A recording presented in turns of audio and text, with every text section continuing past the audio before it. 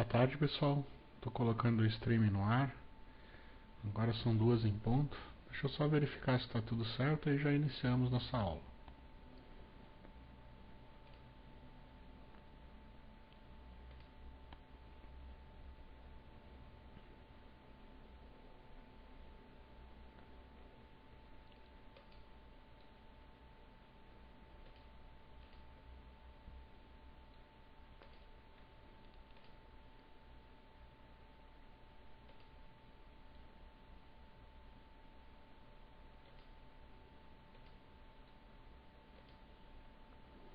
Aguardar um pouquinho até o pessoal conectar.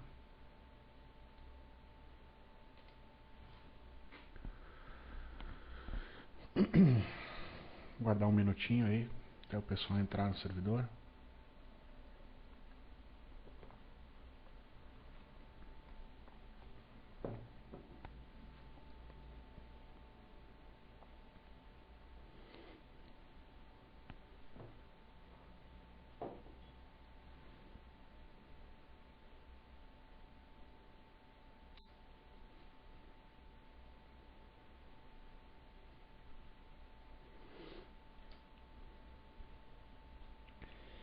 Beleza.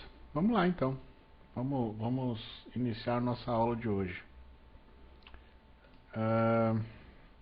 Na aula de ontem, estudamos a respeito de 2 riscos aí, os 2 principais riscos que a gente tem para aplicações web, não somente do Plone, mas aplicações web em geral, que é o risco de injeção, né? Injeção de SQL, injeção de LDAP, né? Injeção no geral, e mais especificamente a gente viu exemplos de injeção de SQL e vimos também a respeito de XSS, né? Cross-Site Scripting. Na parte de Cross-Site Scripting a gente entendeu aí a necessidade da nossa tecnologia de templates fazer um escape adequado dos nossos parâmetros para a gente evitar com que um parâmetro que seja enviado para um template, ao invés de ser interpretado, ele seja processado, né? Que é um risco que a gente tem que evitar para proteger as credenciais de autenticação dos nossos usuários, né? Proteger o document.cookie é tudo que a gente precisa. E é tudo que o atacante está interessado em fazer é buscar essa informação, né? Conseguir ter acesso aos cookies do navegador da pessoa para conseguir dali exportar, né? Conseguir remover a credencial de autenticação. A gente viu também que no caso específico do Plone isso é especialmente interessante porque é muito simples a gente conseguir desmontar o cookie de autenticação e conseguir ter acesso ao usuário e senha, né? Ao usuário e senha do usuário autenticado, né? Propriamente dito. Então, a gente tem que tomar uma série de cuidados. No finalzinho da aula, eu encerrei a aula falando a respeito de o que a gente deve fazer para se proteger, né? Para proteger nossas aplicações desse tipo de risco. No caso específico do Plone, que é o objetivo aqui do nosso curso, a gente viu que a gente está relativamente seguro, né? A gente não está 100% seguro, porque isso não existe, mas o fato é que a gente está relativamente seguro desde que os templates que a gente faça, que a gente escreva, sejam escritos em Zope Page Template e não use o structure, né? Não use essa notação que desliga explicitamente o escape de atributos, né? Além disso, a gente viu que para aplicações que não são Plone é um pouco difícil da gente inspecionar uma aplicação dessa, testar uma aplicação dessa. Especialmente difícil quando a gente não tem o fonte da aplicação, né? Ou seja, fazer teste de caixa preta é especialmente difícil. E se proteger desse tipo de ataque, né, de XSS, numa rede híbrida, numa rede com diversas tecnologias, é uma tarefa dantesca, muito complicado, né?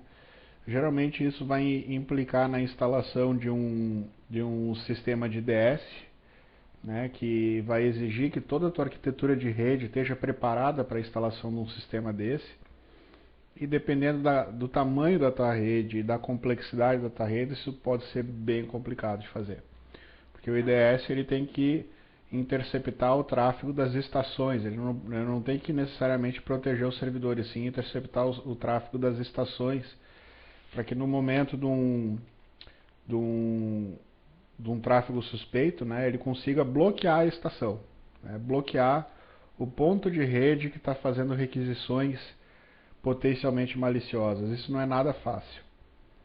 A gente discutiu no finalzinho da aula também os problemas, né, que esse tipo de abordagem traz, né? Geralmente os IDS, os sistemas de IDS, são baseados em assinaturas, né? Deixa eu ver se está tudo certo, tem umas perguntas. Assim, voltando, então, a gente tinha discutido que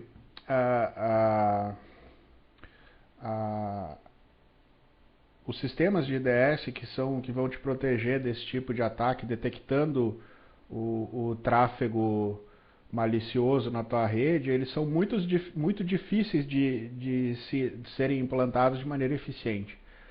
Porque a forma como esses ataques podem ser implementados, ela varia muito, né? É muito difícil de você ter uma base de assinaturas realmente eficiente quanto a XSS. Quanto mais complexa e maior a tua base de assinaturas do IDS, maior vai ser a quantidade de falsos positivos que você vai ter e de problemas na tua rede, né? E o usuário odeia falso positivo, né? Você bloquear um usuário que não estava fazendo nada de estranho, geralmente gera uma dor de cabeça enorme para o suporte de rede, né? Então aí você tem um problema de calibração, um problema de balanceamento, né? Onde quanto mais quanto mais agressivo o teu conjunto de regras para tentar detectar um tráfego malicioso, maior vai ser a quantidade de falso positivo e de problema que você vai ter no suporte técnico depois.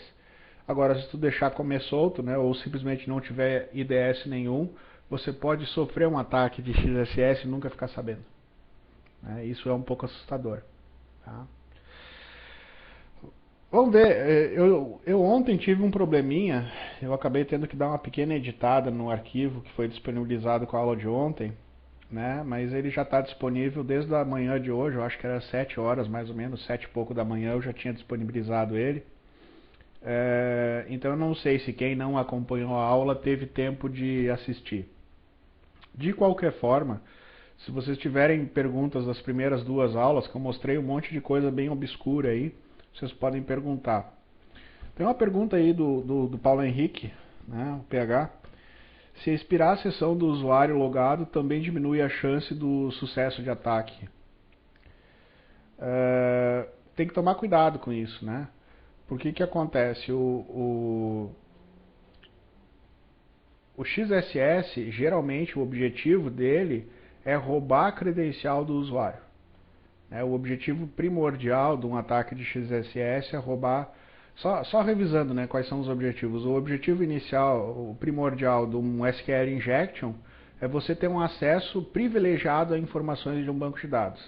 Você conseguir acessar informações do banco de dados que, por padrão, elas não estão públicas, né? Que aquela consulta que está sendo disparada atrás do teu componente do servidor, atrás do teu template, aquela consulta, ela te dá um resultado, mas você consegue manipular um parâmetro de entrada da consulta de forma a mudar a semântica da forma como é que isso é interpretado e ter acesso a dados que você não deveria. Então, injection é baseado nisso. Você está escalando o privilégio, tentando vazar uma informação.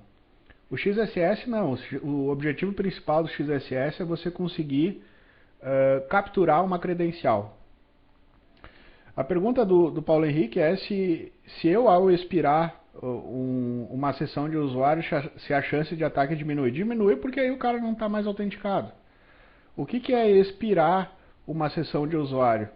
Quando a gente está trabalhando com autenticação por cookie, a autenticação por cookie, ela grava, no momento da autenticação, ela dá no response da requisição de autenticação para o servidor, ela vai ter um cabeçalho set cookie, isso vai ir para o navegador vai criar um cookie, que provavelmente já vai estar expirado, mas ele vai estar com uma data de expiração no passado, né?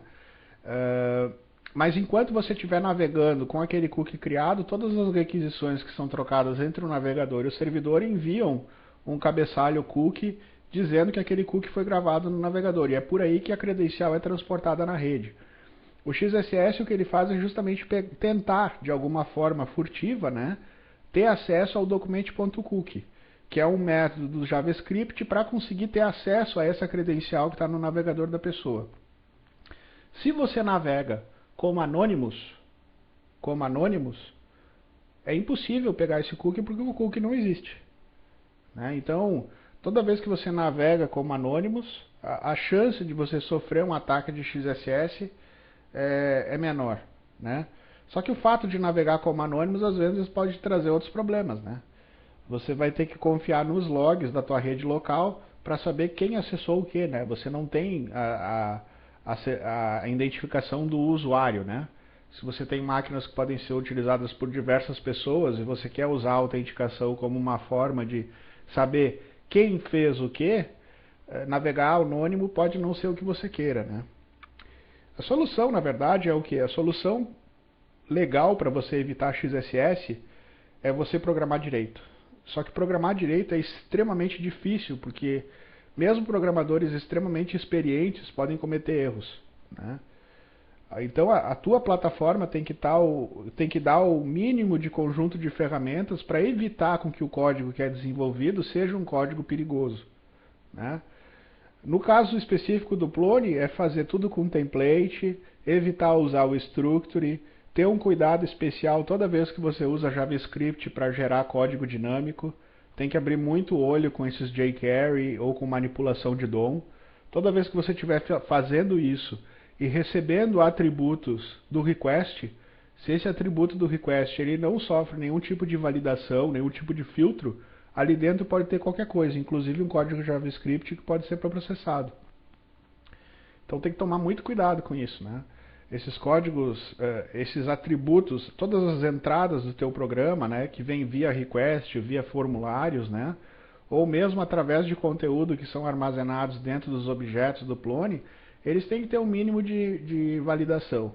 No caso dos conteúdos, os mais críticos são justamente aqueles que são conteúdos ricos, né, editáveis via Cupool, FCK Editor, TinyMCE. Mas esses conteúdos eles passam por uma camada de filtragem do portal Transformers. Então isso o Plone te ajuda bastante. E aí no resto, que é aquilo que o programador faz, você tem que fazer um uso consciente de linguagem de template para evitar isso. Agora, se você não confia na tecnologia e quer ter uma solução de infraestrutura para evitar isso, como é que você faz? Você vai ter que adotar uma solução de criptografia, tá? Ou seja, você vai ter que fazer com que todo o tráfego autenticado seja cifrado na rede, né? Seja cifrado na rede. Inclusive o cookie de autenticação. Então existe uma forma, eu vou mostrar mais adiante quando a gente for investigar o A7, né, ou alguma coisa assim. Existe uma forma de proteger esse cookie de autenticação de forma que o document.cookie do JavaScript não vai conseguir ler isso. Porque esse valor ele vai ser uma espécie de valor protegido, né? Que só vai poder ser interpretado pelo próprio browser que criou o cookie. Você não tem como mandar o valor desse cookie através de um parâmetro para uma URL, por exemplo, e essa URL ser uma URL remota de um atacante que estaria interessado em pegar o conteúdo desse cookie, né? Então você usando criptografia e criptografando o cookie de autenticação, você evita isso de maneira definitiva, né? Mas aí você tem que fazer uma infraestrutura, configurar a tua infraestrutura de tal forma para que isso funcione. O Plone padrão ele dá suporte a você configurar isso, mas você vai precisar de outros softwares juntos com o Plone para fazer essa parte. Você vai precisar, por exemplo, de um Apache ou do Nginx com um certificado de SSL, né, um certificado de HTTPS para fazer esse trabalho.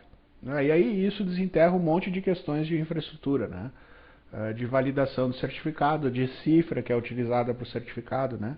O interessante é que esse cookie não passa em branco na rede e que exista algum tipo de cookie seguro, né, o que a gente chama. algum tipo de forma de garantir que apenas o browser que recebeu esse cookie, está armazenando o cookie, possa fazer acesso a essa informação, que nenhum outro domínio externo possa ter acesso a essa propriedade, né? Que o JavaScript não consiga manipular o conteúdo dessa propriedade diretamente. Então, tem como fazer isso, né? Eu posso mostrar como, mas isso já está associado com outros itens, que é o uso de criptografia. Tá? Então, respondendo novamente a pergunta, sim, se você está navegando autenticado, se você expirar a sessão do usuário logado, você diminui a chance de ataque, porque você não tem cookie de autenticação. Você não tem como pegar a credencial de alguém que não está credenciado. Tá? Vamos prosseguir. Bem, eu acho que é isso. Isso é mais ou menos um resuminho da aula de ontem. Para a aula de hoje, nós vamos ver um novo assunto. Tá? Esse assunto de XSS a gente vai revisitar ele muito em breve quando a gente for estudar, fazer um estudo histórico aí das vulnerabilidades que o Plone já apresentou. O Plone já teve alguns problemas com XSS, tá? Então a gente vai voltar a esse assunto provavelmente amanhã ou sexta-feira. Antes disso, o que a gente tem que estudar? A gente tem que estudar a teoria, né, envolvida no Cross-Site Request Forgery, tá? Que é o... Vamos ver aí qual item que é. Vamos abrir o nosso PDF aqui. Só para situar todo mundo na teoria. Cadê ele? Deve estar em download. Aqui.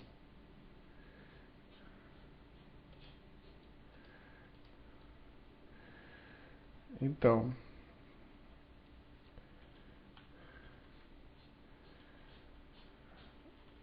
o Cross-Site Request Forgery ele é o A5, tá? Ele não é muito fácil de exploitar, tá? Porque geralmente você vai necessitar de uma técnica do uso de uma técnica e de um pouco de azar do usuário também, tá? Mas a forma de implementar a proteção dele é relativamente simples. Tá? Não é muito simples, porque você tem que trabalhar com pelo menos um algoritmo de criptografia para conseguir fazer uma implementação eficiente. Vamos lá, vamos dar uma revisada. Eu já tinha explicado na primeira aula, mas é importante a gente entender o conceito primeiro. Vamos lá. No caso do Cross-Site Request Forgery, a gente tem o seguinte cenário. Por exemplo, a gente tem um link que ele funciona no contexto de um usuário autenticado. Por exemplo, ele tem um link que ele transfere fundos de um determinado valor para uma conta de destino. E ele faz isso para quem? Ele faz isso para o usuário autenticado. Então, se isso aqui fosse, por exemplo, um link lá do PagSeguro ou do PayPal, por exemplo, visitando esse link, supostamente você está transferindo esse valor para essa conta aqui. Para ele funcionar, o que você precisa? Você precisa estar autenticado no site, né? E visitar esse link para de fato fazer o que ele se propõe. No que o ataque consiste? O ataque geralmente consiste em fazer com que a pessoa visite um link sem saber. Uma das formas mais utilizadas para isso é colocar esse tipo de link malicioso como um SRC de uma imagem. Ele faz o processamento disso, mas para quem acessa, é como se ele devolvesse uma imagem. Por baixo dos panos, ele faz o trabalho que tem que fazer e devolve uma imagem. Ou simplesmente devolve um erro, devolve vazio, sabe? Qual é o problema disso? É extremamente difícil de você detectar, porque um SRC de uma imagem pode ser qualquer coisa. Ele pode ser do próprio domínio onde você está, ou pode ser do domínio externo. Por esse motivo que o Gmail, por exemplo, tem uma opção para aqueles mais paranoicos com segurança de que você lê e-mails e não carrega as imagens dos e-mails. Né? A mesma coisa o Thunderbird, por exemplo. Você tem a opção lá de você estar baixando um e-mail, é um e-mail HTML, mas você não carrega as imagens do e-mail, porque ao carregar uma imagem de um e-mail, você está, na verdade, visitando esse link. Né? Esse tipo de abordagem, na verdade, ela pode ser utilizada para o bem e para o mal, né? Você pode usar isso como uma forma de ataque, ou você pode utilizar isso, por exemplo, para implementar coisas que não são muito triviais. Por exemplo, quando você vai fazer um software de newsletter, por exemplo, e você quer fazer uma contabilidade, você quer ter uma espécie de contador de quem abriu uma mensagem, de quem efetivamente leu uma mensagem. Isso é muito mais difícil do que parece, porque o fato de você ter mandado uma mensagem para uma pessoa não significa que necessariamente ela leu. Essa mensagem pode ter sido bloqueada na rede, pode ter dado caixa postal cheia, pode ter caído numa solução de anti-spam, pode ter ficado na caixa postal da pessoa durante meses, sem ela nunca ter aberto a mensagem. Então você ter a contabilidade, por exemplo, de quais mensagens de e-mail foram efetivamente lidas depois de enviar é complicado. O que o pessoal costuma fazer? Utiliza dessa mesma técnica para fazer com que algumas imagens do corpo da mensagem de e-mail não sejam mensagens estáticas. Na verdade, essa mensagem, essa imagem, ela é uma imagem que ela é gerada dinamicamente, mas no momento que você acessa essa imagem, ele vai lá e intercepta essa requisição e implementa ali o contador, dizendo que uma determinada mensagem de e-mail foi lida, foi realmente lida. Porque você sabe que no momento que alguém leu a mensagem e mandou carregar as imagens da mensagem, quer dizer que ele realmente leu. Tá? Então, essa técnica é uma técnica que dá para usar para os dois lados, né? Para o bem e para o mal. Por que eu digo que o Cross-Site Request Forge não é só uma técnica? E por que ele não é muito fácil de explorar? Ele seria trivial de explorar se você conseguisse mandar a credencial aqui também, nesse mesmo link. Tá? Só que como aqui a credencial ela tem que ser da pessoa que está acessando, o que vai acontecer é que tu tem que ter o azar da pessoa que vai abrir essa mensagem, abrir essa página maliciosa que tem esse link, essa pessoa ela tem que estar autenticada no sistema que vai ser atacado. Né? Porque o navegador, naquela sessão ativa, ele vai ter a credencial ativa numa outra aba, numa outra janela. Né?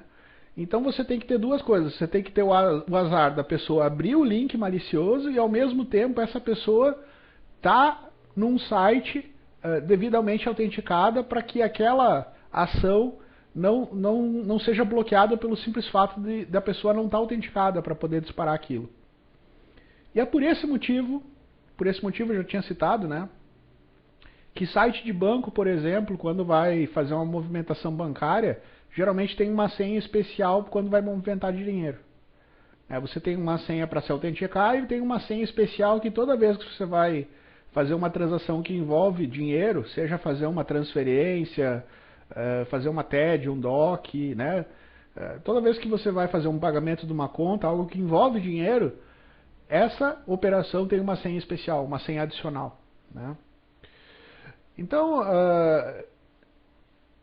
é um pouco mais complicado de exportar isso. Né? O fato é que o site, né, que vai ser exploitado, né, ele tem que ter esse processo de autenticação, ele tem que estar autenticado numa outra aba da pessoa, e aí o simples fato dela visitar esse link dispararia o ataque. Como é que a gente se previne dele? A gente vai adicionar nessa URL, toda a URL de formulário, toda a URL ativa, né, toda a URL que tem um post para o servidor, ela deveria ter um token, né, um parâmetro, que quem é de fora não conseguiria adivinhar, não conseguiria saber qual é o valor que esse atributo tem que receber para essa URL ser processada corretamente.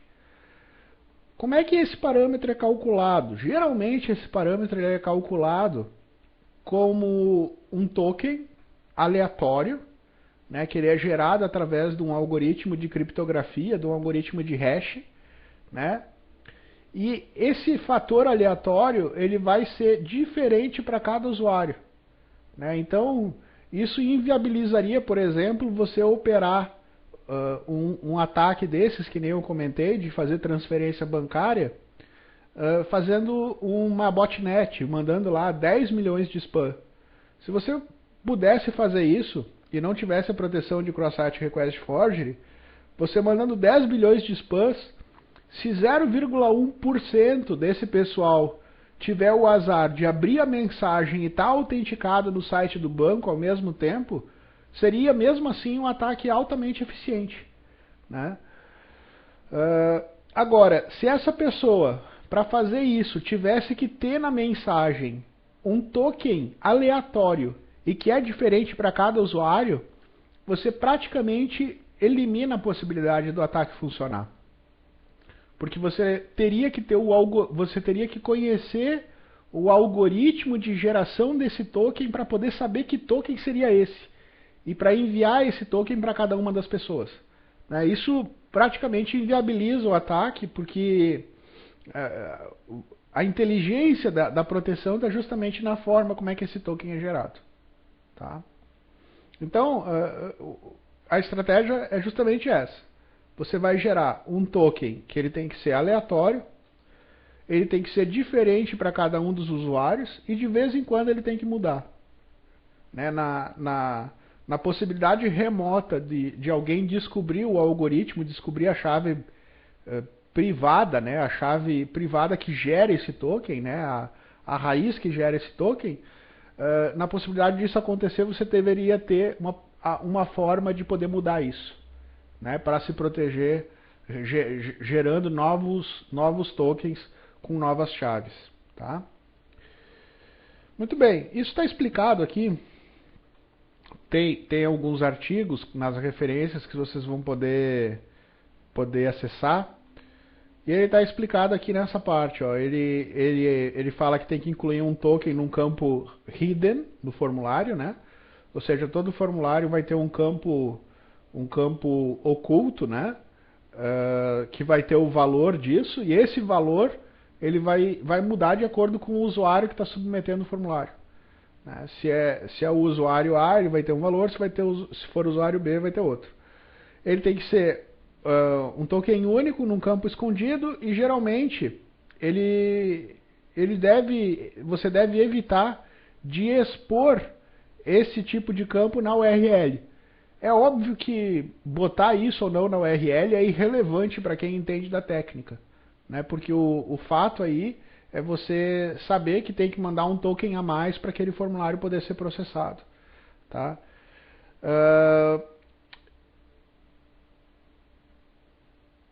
Bem, é isso. Aí o que acontece? A gente tem que saber como é que a gente implementa isso no Plone.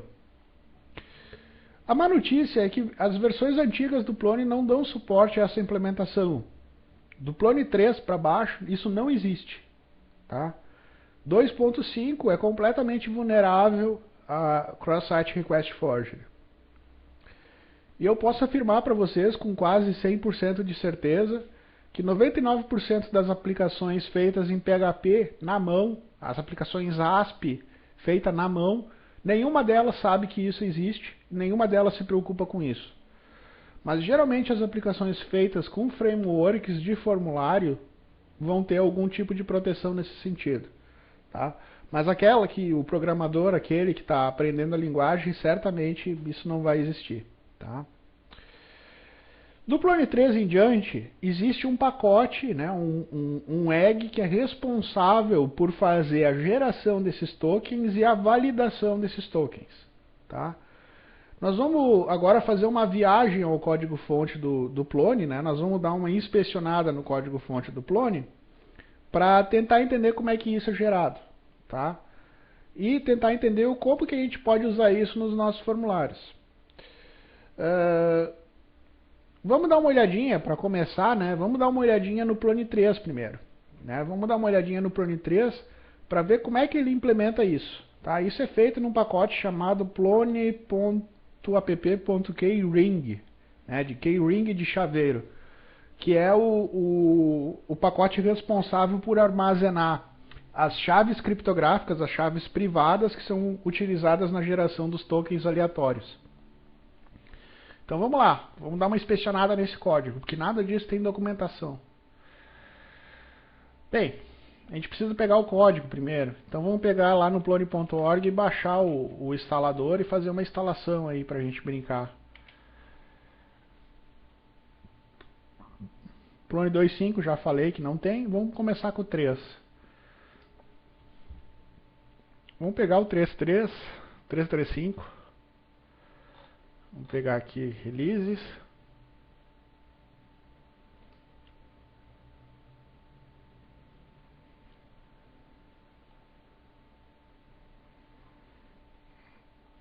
É importante, lançaram um 3.3.6. Interessante isso. 3 de outubro de 2011. Eu nem tinha visto isso aqui, foi lançado ontem.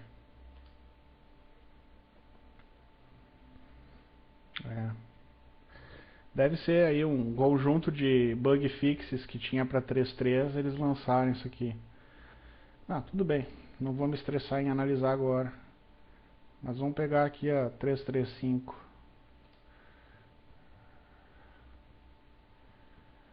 Vamos baixar o Unified Installer dela. Na verdade eu vou copiar o link e vou instalar ele no nosso servidor. Eu cortei a ponta do dedo com uma tesoura hoje de meio-dia, então se eu começar a digitar errado, me perdoem aí, porque eu tô com um pedaço da ponta de um dedo da mão machucado, tá meio difícil de digitar. Estou digitando como cicatamilha. Paciência. Vamos lá. Então, eu vou instalar ele no opt /home shiru curso. Aqui dentro a gente tem uma instalação de 4.1. Vamos fazer uma instalação de 3.3.5 também. wget desse cara.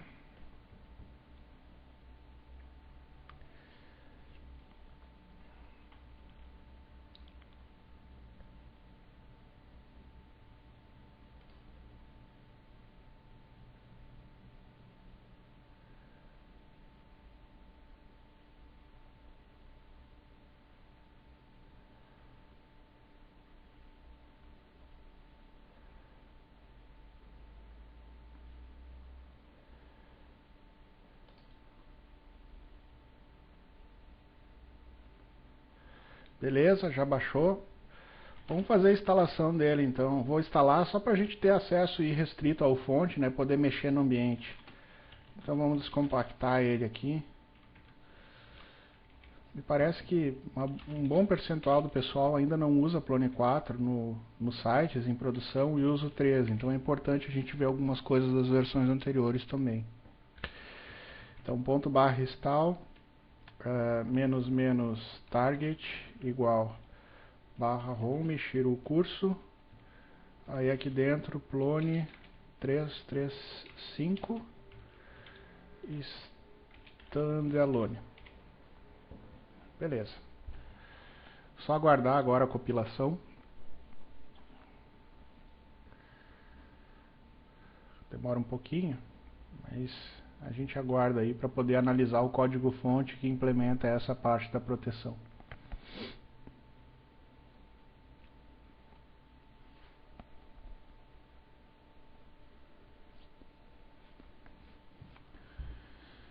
Eu diria assim, na comunidade Python em geral, todo mundo é muito preocupado com essa parte de cross-site request forgery, de injeção de SQL e XSS.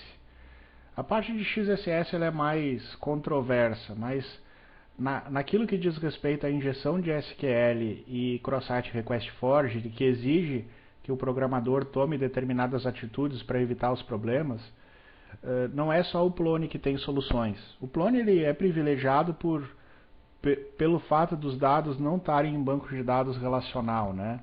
Então a injeção ela é muito difícil.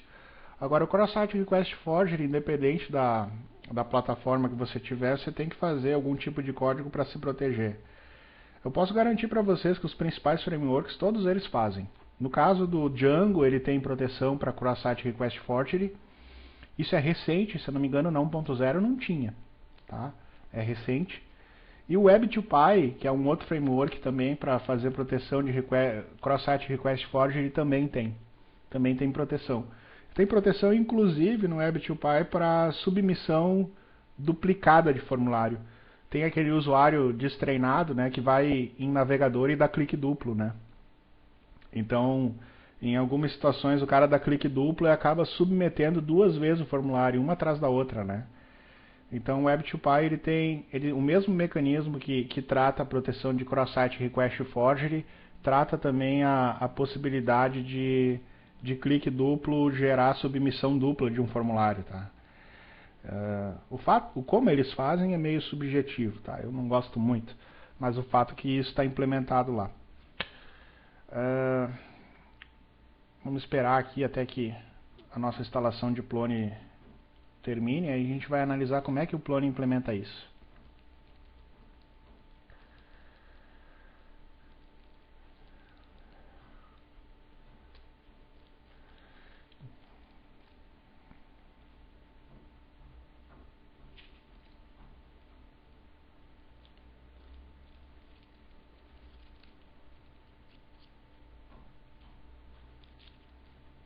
Beleza. Bem, a gente tem um ambiente instalado, vamos dar uma olhada já direto no fonte do nosso ambiente, né?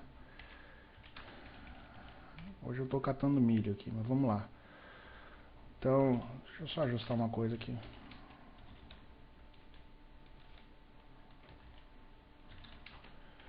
Ok. Então, o nosso Plone foi instalado aqui, Plone 335. No caso do Plone 335, a gente tem build out cache eggs, e aqui dentro a gente tem toda a nossa base de código, né? Os nossos produtos. Qual é o código que trabalha com isso? É o plone.app. Peraí, acho menos i. É o plone keyring, não tem o app. Plone.keyring. Então, cd nele, cd plone, cd keyring. Então, aqui dentro a gente tem o nosso produto para proteção de cross-site request forgery. Como ele funciona? Vamos dar uma inspecionada no fonte para ver se a gente consegue entender ele. Basicamente, tudo funciona nesse Key Manager aqui.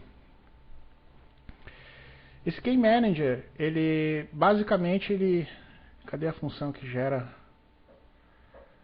Esse aqui é só o que mantém as chaves. A classe mesmo é essa keyring aqui. Então, esse aqui é o método que gera a componente de chave criptográfica aleatória para o nosso cross-site request forgery. No caso do Plone, essa chave ela tem tamanho variável. Algumas versões têm tamanho diferente de outra. No caso do Plone 335, essa chave ela tem 64 caracteres de 8 bits cada. Isso aí dá uma chave de 512 bits. Tá? Quebrar uma chave de 512 bits na força bruta não é uma tarefa impossível hoje em dia, né? Com um pouco de programação em uma máquina relativamente moderna, você quebra. A questão é que, se você for inteligente, você não precisa quebrar, né? Se você for inteligente, você consegue, através de uma técnica furtiva, utilizar, quando necessário, esse token sem precisar quebrar a chave criptográfica dele. Mas se você for precisar quebrar na força bruta, você vai ter aí um esforçozinho computacional, né, e você pode quebrar. Então, o que ele faz? Essa chave, na verdade, ele no momento, né, que ele for fazer as primeiras gerações de chave, ele vai gerar uma chave onde ele aleatoriamente vai gerar uma sequência de bits aleatórios, né, que ele vai fazer isso 64 vezes e gerar caracteres de 8 em 8, né, de 8 em 8 sequências de bits, né? Então essa chave, na verdade, vai ter uma sequência de 512 bits aleatórios como um secret. E essa chave, ela não é fixa. Essa chave ela é aleatória para cada instalação de plone que você tiver. Significa o seguinte, que mesmo que você quisesse explorar uma determinada vulnerabilidade no plone, cada plone no mundo, em cada servidor diferente, vai ter uma chave diferente. Porque essa chave, na primeira vez que ela for usada, o aplicativo de chaveiro vai gerar uma chave diferenciada para cada instalação. Isso é interessante porque na eventualidade de alguém no futuro quiser explorar isso, ele não vai conseguir explorar em grande escala. Né? Ele não vai conseguir, por exemplo, fazer um script automatizado e explorar isso em grande escala. Porque isso vai evitar com que um script automatizado utilize um token único para todos os servidores no mundo. Cada servidor vai ter uma chave privada e vai gerar tokens de verificação de cross-site request forgery diferentes. Tá? Então isso é um negócio muito legal no Plone. O Plone já veio preparado para catástrofe. Caso algum dia algum problema ocorra, é muito difícil que alguém explore em grandes proporções. Aí muito bem, a gente tem essa componente aleatória aqui. A gente vai ter, né, nesse nosso key-ring, a gente vai ter as diversas chaves, né, do nosso chaveiro de geração de tokens, né, de tokens aleatórios, porque os tokens, na verdade, eles são gerados a partir do nome do usuário que está tentando submeter aquele formulário e dessa chave privada aqui, né, dessa chave aleatória aqui. Então, cada usuário vai ter um token diferente, baseado numa chave privada única que varia de acordo com a instalação do servidor. Tá? Então isso é bem interessante essa estratégia. Tá? Onde que essa chave é gerada? Vamos ver se a gente consegue entender onde é que isso é gerado para vocês perceberem. Deixa eu ver se eu lembro onde é que é esse código. Vamos ler o arquivo de teste aqui, ver se eu lembro.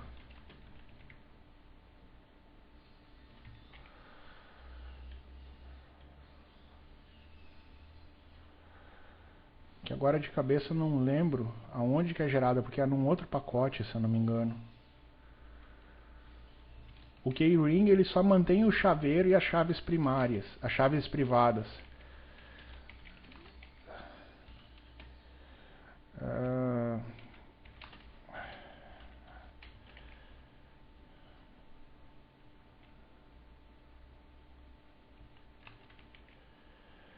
É o plone.keyring e aí tem um outro.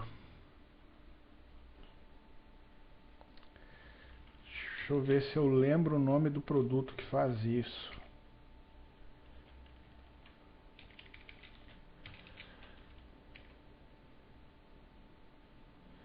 Não é o Plone app form, é algum outro.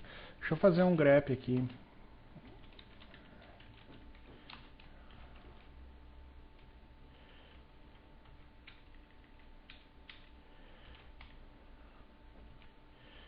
A função é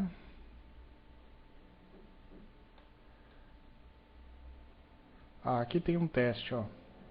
Esse teste aqui pode ajudar a gente.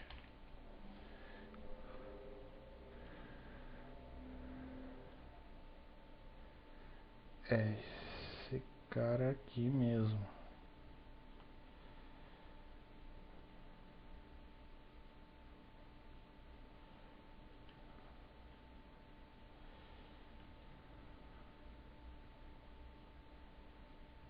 Aqui é o plone.protect, que é o pacote que faz a proteção propriamente dita do algoritmo de cross-site request forgery.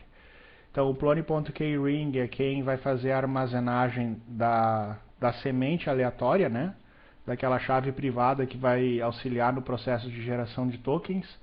E o plone.protect é o pacote que vai gerar os tokens aleatórios, e vai ter o algoritmo de verificação se o token aleatório passado na submissão de um formulário ele bate com o usuário autenticado que está tentando submeter aquele formulário.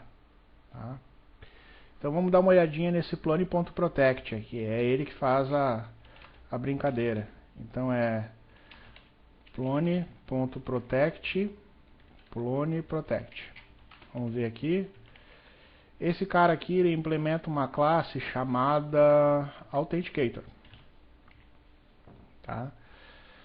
Então, basicamente o que ele faz para gerar uma verificação é rodar esse algoritmo aqui. Ó. Esse aqui é o algoritmo de verificação do token de autenticação. Tá? O token de autenticação, como eu falei, ele é uma combinação, né, da chave e do usuário. Né? Então, o que ele faz? Na verdade, ele gera aqui, ele procura no request um parâmetro que tem um valor fixo. No Plone, o token mágico, esse token mágico de proteção de cross-site request forgery, ele sempre vai se chamar underline authenticator. Tá? Isso é regra. Se esse cara não existir no request, já explode direto. Tá? É obrigatório que todo processo, todo formulário verificável para cross-site request forgery, ele tem que ter esse campo no request. Tá? Existindo esse campo no request, o que ele faz? Aqui eu estou pegando uma utility, né, eu estou usando o método getUtility do Zope Component Architecture, fazendo uma busca por utilities que implementam a interface eKeyManager. Tá? Aí em cima dessa utility, eu vou pegar um atributo da utility, né? Essa utility é uma global utility, que é só consultada pela interface, e como ela é uma global utility, ela pode ter propriedades na utility, né? Ela pode armazenar propriedades. Então aqui eu estou pegando essa utility da propriedade underline system, tá? E jogando em ring. E o usuário aqui, no caso, é o usuário que está disparando o meu request, né? No caso aqui ele está sendo acessado através do método underline get username. Isso nesse contexto aqui deve ter um método aqui, ó, o underline get username, ele pega ele do Zope, né? Ele vai um pouquinho mais embaixo, né? Ele não pega ele da API do CMF, ele pega o usuário autenticado no Zope mesmo. É uma função um pouco mais baixo nível. Seria equivalente ao pegar o Get Authenticated Member do portal Member Data, barará, mas aqui para funcionar, independente disso estar no Plone ou não, para isso aqui ficar genérico, eles preferiram utilizar a API do Get Security Manager, que é uma API baixo nível do Zope, né? Essa API, quando ela retorna o usuário como none, significa que o usuário é o Anonymous, né? Então, ele tem aqui o usuário e o ring. O ring é uma variável que vai ter uma estrutura de dados que vai ter diversas chaves. Por que são diversas? São diversas porque, como eu disse, um bom algoritmo de proteção de cross-site request forgery ele deve ter a possibilidade de facilmente você trocar a chave privada. No caso do Plone, como essas chaves elas são geradas, né, elas são geradas aleatoriamente, eu tenho que ter uma opção de explicitamente ir lá gerar uma outra chave se eu quiser. Tá? Então por isso que eu posso ter várias. Esse ring, então, na verdade, não é uma estrutura, um iterável, né, uma estrutura de lista. Ele pergunta, a chave é nula? Quer dizer que aquela posição do meu chaveiro está vazia, então desconsidere. Caso contrário, se eu tenho a chave, tenho o usuário, aí eu vou fazer o cálculo do meu token. O cálculo do token, no caso do Plone, ele é feito com uma cifra criptográfica chamada HMAC. Então eu vou passar hmac.new, vou criar aqui a minha cinza, né? Vou queimar a minha cinza, passando a chave e o usuário e dizendo que isso aqui vai vir num formato SHA, né? SHA é uma das cifras criptográficas. E eu transformo isso no exdigest. Exdigest é só pegar esse conjunto de bytes dessa função aqui e transformar isso numa sequência hexadecimal. Comparo isso aqui, essa aqui vai para a variável correct, e eu comparo aquilo que foi passado no formulário com esse cara. Se isso aqui bater, quer dizer que eu estou protegendo com eficiência o ataque de cross-site request forgery. Caso contrário, alguma coisa está errada. Esse formulário ele passou um token, de proteção de cross-site request forgery que não é o adequado, que não está batendo com a chave que foi calculada. Tá? E é isso. Né? O fato de você conseguir gerar a chave, você vai gerar essa chave com o usuário autenticado e colocar ela como um valor de um campo hidden do seu formulário, e toda vez que o formulário for submetido, você vai validar se o valor desse campo hidden, né, que ele tem um nome fixo, o underline authenticator, você vai testar se o valor desse campo hidden que acabou de ser submetido, se ele bate com a calculeira que você fez. Tá? Parece um pouco de overhead ter que se preocupar em fazer isso, mas isso é necessário para justamente evitar os ataques. Tá? Vamos ver se ficou alguma dúvida. É uma estratégia um pouco furtiva aí, não é muito simples de entender não.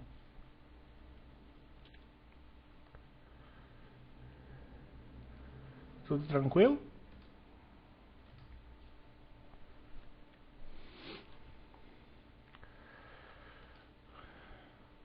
Bem, onde é que pode ter ficado dúvida? Talvez aqui, né?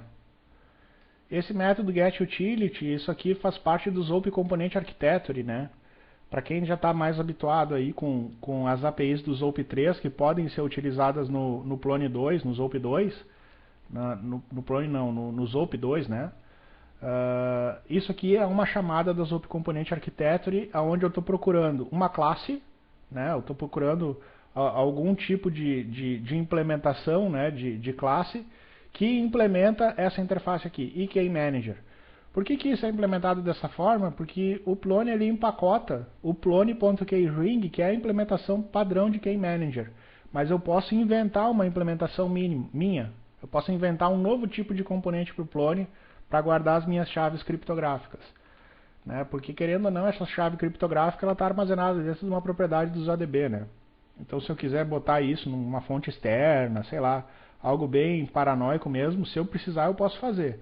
Basta eu desenvolver um componente que implemente, né, a interface EKManager, e aí esse utility, na hora que for fazer a busca, vai me retornar esse componente, não o componente padrão do Plone. Né? Eu vou dar um override lá via ZCML para que isso possa acontecer. Outra coisa que pode não ter ficado muito claro é o que é esse HMAC aqui. Isso aqui é um algoritmo de criptografia que ele vai juntar os pedaços, né, das informações, né, e gerar um hash disso. É uma função de hash. Né, ela é unidirecional. A partir de uma entrada eu gero uma saída. A partir da saída eu não consigo chegar na entrada. Todo o objetivo de uma função criptográfica é de você ter só o caminho de ida, você não tem o caminho de volta. Né? A força do algoritmo de criptografia vem justamente daí. Então, isso aqui seria fácil de você conseguir entender olhando a documentação do módulo HMAC, que ele faz parte do Python, tanto o HMAC quanto o SHA. Isso é fácil de achar. Python HMAC.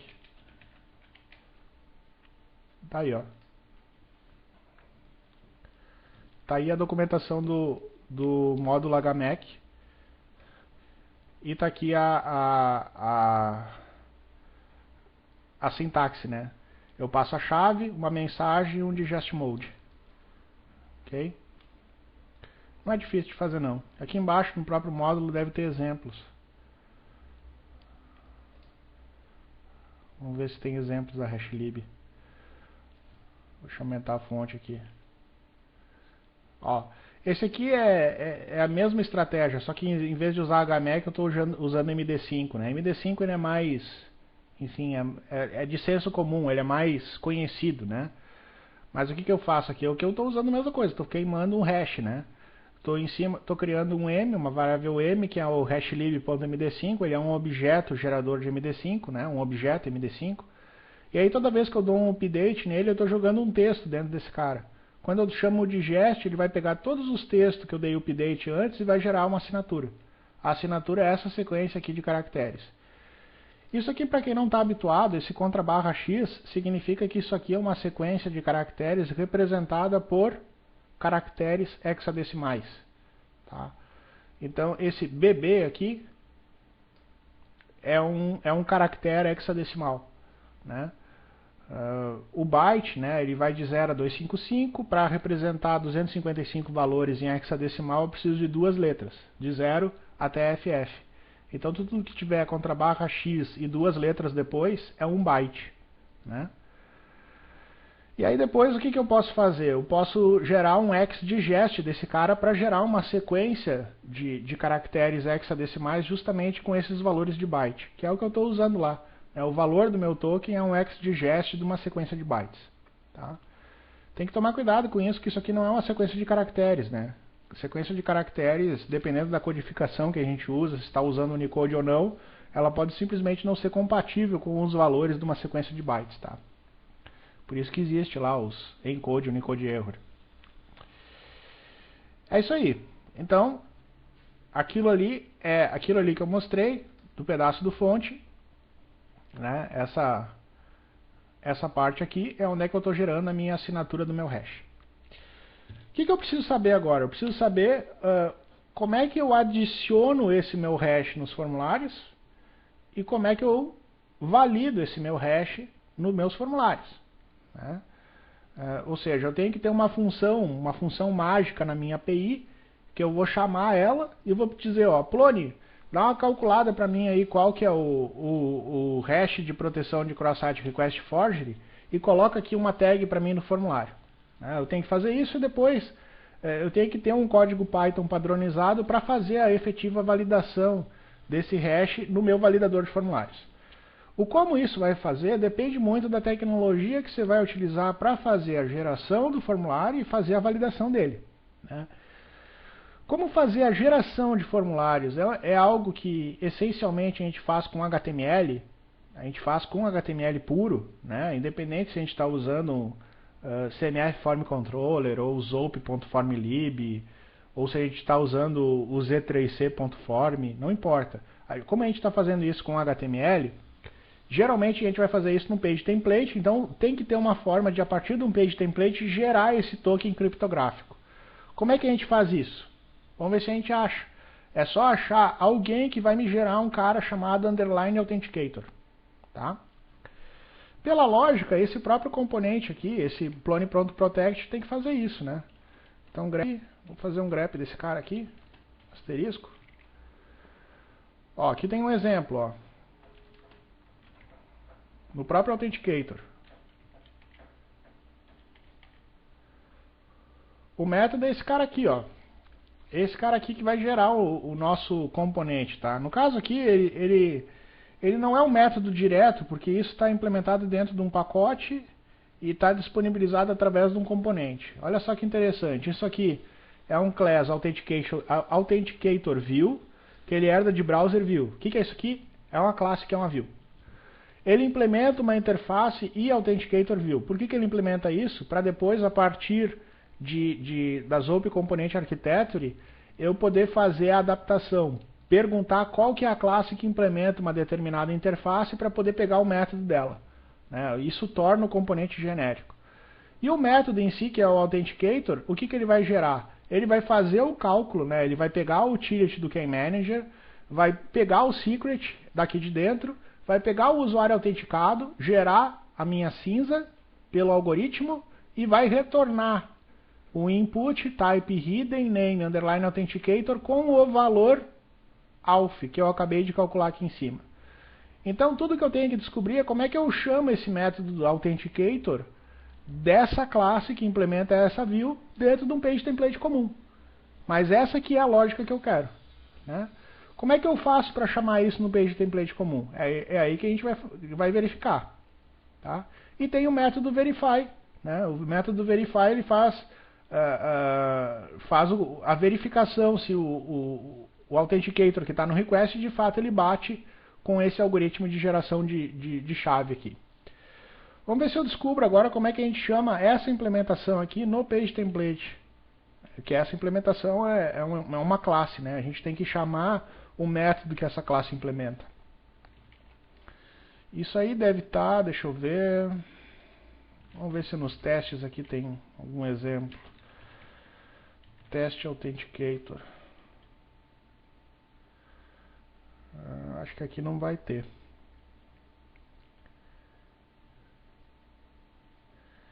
Aqui os testes são muito baixo nível. Deixa eu pegar um exemplo pronto aí. Só um instante, pessoal.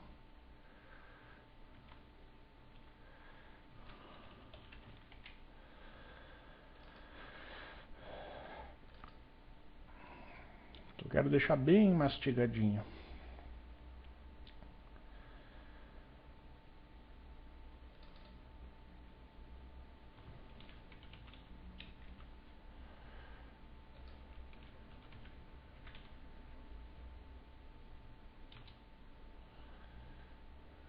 Ah, tá aqui, ó.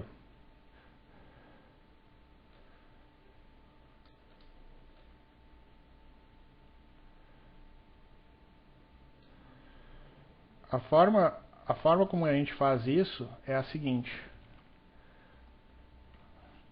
A gente vai fazer...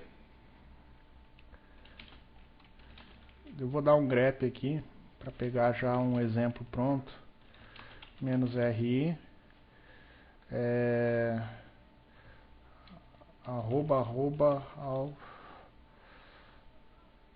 Authenticator /authenticator. Vamos ver onde é que ele usa isso. Aqui tem vários lugares. Vamos pegar esse cara aqui, ó, do próprio painel de controle do Plone.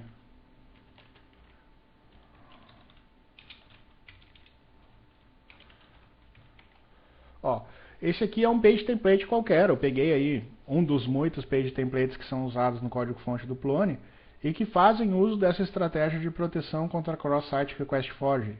Como é que você faz para dentro do seu formulário adicionar o token de proteção? Você adiciona essa linha aqui. Essa linha aqui faz todo o trabalho para você. Tá? O que essa linha está dizendo? Essa linha está dizendo, insira aí, nesse lugar, eu estou inserindo com structure, por quê? Porque o meu método lá, ele já me retorna a tag, né? Então eu estou dando um tal replace structure para que isso não seja escapeado. Nesse caso, explicitamente, eu quero fazer isso. Aí eu estou dizendo, insira nesse lugar o context barra @authenticator. @authenticator é a minha view. Lembrem, tudo que tem @ é uma view. É a minha view de proteção de autenticação, que é justamente o nome que eu dei, né, para aquela view quando ela está registrada via XML. Então o padrão é esse, @authenticator /authenticator, que é o método da view que gera aquele tag. Tá? Então esse aqui é o nome da view e esse aqui é o nome do método da view que vai gerar a tag. Agora a gente pode voltar lá e olhar o código.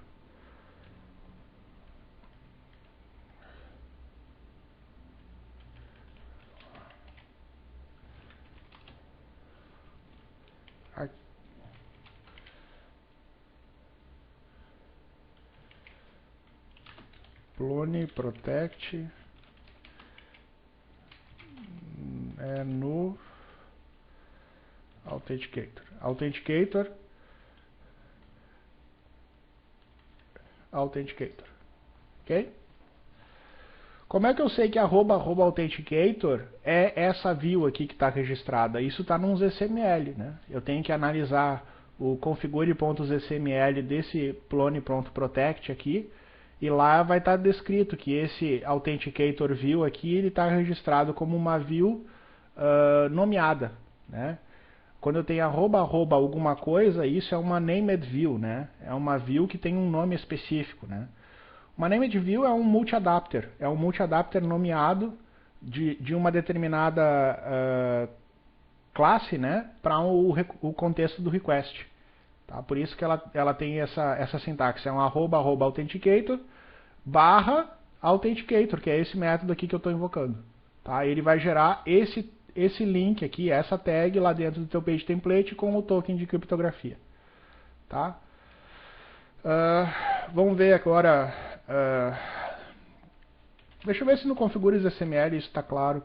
Às vezes não é muito claro de enxergar. Está claro sim, está aqui bem no início. Ó.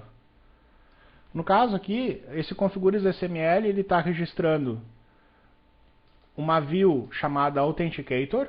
Quem implementa ela é a classe authenticator.authenticatorView. .authenticator é o authenticator.py, né? Então se eu olhar aqui, eu tenho um authenticator.py dentro desse cara. Tá? Então, na hora que eu configuro os XML, eu tenho um ponto authenticator, authenticator view é o nome da classe.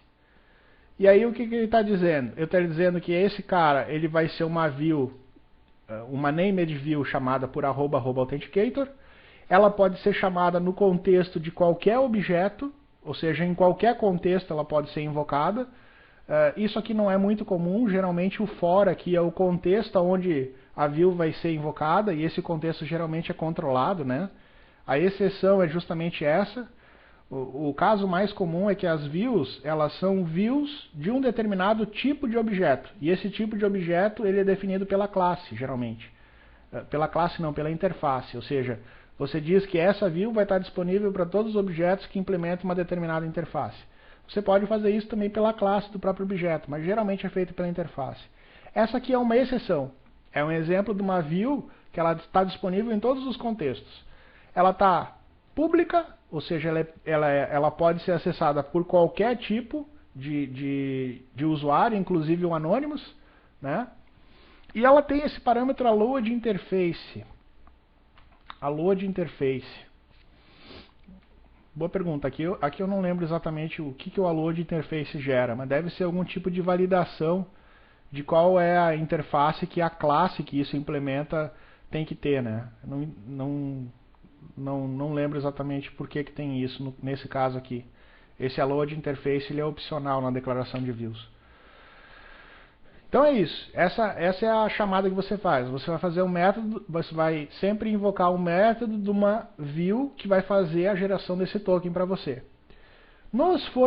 Na validação dos formulários, você tem que fazer o verify disso, né? Você vai ter que chamar o método do verify daquela view. Como é que você faz?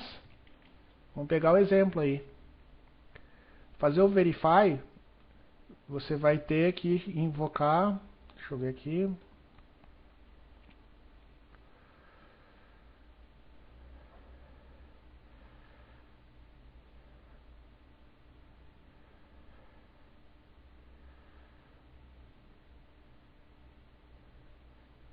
Você vai ter que invocar um código. Deixa eu pegar um exemplo aqui.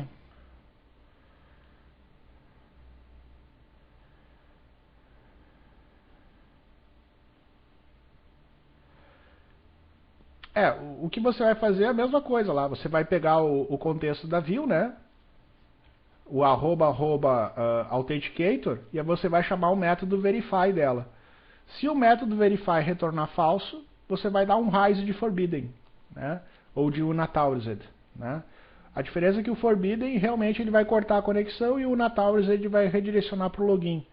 Nesse caso é melhor dar um raise de forbidden mesmo, né? Que faz mais sentido. Tá? Mas o método que você vai invocar é invocar o método daquele próprio componente lá, que é o do authenticator.py, que é esse método verify aqui. Tá?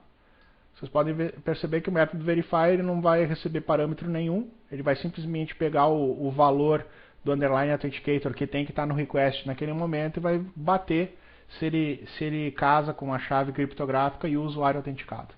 Tá? Ou como faz para pegar isso num script Python? Aí a gente tem que entender um pouquinho de views, né? Se fosse num template, a gente faria exatamente da forma como a gente invocou isso aqui, né? Context @ authenticator, que é o nome da view nomeada, / authenticator, que é o método da view. Aqui seria a mesma coisa, só que seria /verify. Se eu quiser fazer isso a partir de um script Python, eu posso também, né? Seria, enfim, a mesma coisa. Poderia dar um getAttr no contexto da view, ele ia funcionar da mesma forma. Apesar que geralmente as validações de formulário hoje em dia são feitas em views, né? Aí você tem que usar o próprio Zope Component Architecture para fazer o acesso à view, e isso é feito na sintaxe de multi-adapter. Completamente fora de questão a gente entender isso nesse curso, né? Mas é assim que funciona. A gente tem que fazer essa validação utilizando esse método aí. Tá certo? Uau! É um pouco complicado explicar isso. Mas é complicado porque, enfim, porque realmente não tem como simplificar. Tá? Tentei explicar bem direitinho, passo a passo, linha a linha, mas não é simples não. Muito bem, vamos ver se tem alguma dúvida. Se não tiver dúvidas, a gente pode fazer um intervalo. E aí na volta do intervalo nós vamos fazer uma revisão da parte de segurança do ZOP, né? Parte de usuários, permissões, papéis, grupos, o que os métodos têm que implementar para poder ter validação de segurança, né? A gente vai fazer uma revisão categórica desses tópicos para depois a gente começar a fazer o nosso estudo reverso, né? Fazer uma análise histórica de todas as vulnerabilidades que o Plone já teve e tentar entender uma a uma por que a vulnerabilidade existia, né, como que potencialmente essa vulnerabilidade poderia ser explorada. Eu não vou mostrar exploit de todas as vulnerabilidades, até mesmo porque tem uns que eu não conheço, tem alguns que são vulnerabilidades teóricas, né, pelo simples fato do código permitir que uma determinada coisa ocorra. Existe a possibilidade teórica dele ser explorado, mas às vezes desenvolver o exploit daria um trabalho danado. Então, aquelas que forem relativamente simples de explorar e eu souber o exploit e julgar que o exploit não é uma arma de destruição em massa, eu vou mostrar para vocês. Tá? Mas nós vamos fazer um trabalho criterioso aí, de fazer uma análise de todas as vulnerabilidades e bater ela com esses critérios. Com esses critérios do top 10 da WASP e ver realmente como é que o Plone, por que o Plone tem toda essa segurança, por que ele é considerado uma plataforma tão segura? Justamente porque ele se preocupa em endereçar todos esses riscos aqui, mitigar todos esses riscos. Então nós vamos estudar isso a fundo, tá certo? Só que para poder entender isso a gente tem que revisar alguns conceitos de segurança da plataforma, tá? Entender como é que funciona a autenticação, entender como é que funciona a validação de permissões e uma série de outras coisas, tá certo? Muito bem, vamos fazer então um intervalinho. Hoje a gente já se estendeu aí, já é 3h12, né? Vamos fazer um intervalinho aí até 3h30, 3h25, 3h30, e aí na volta do intervalo nós vamos fazer uma revisão da parte teórica sobre a segurança no ZOP, né? O servidor de aplicação aonde o Plone foi desenvolvido, tá certo? Então tá, intervalinho pessoal, 15 minutos, daqui a pouco já voltamos.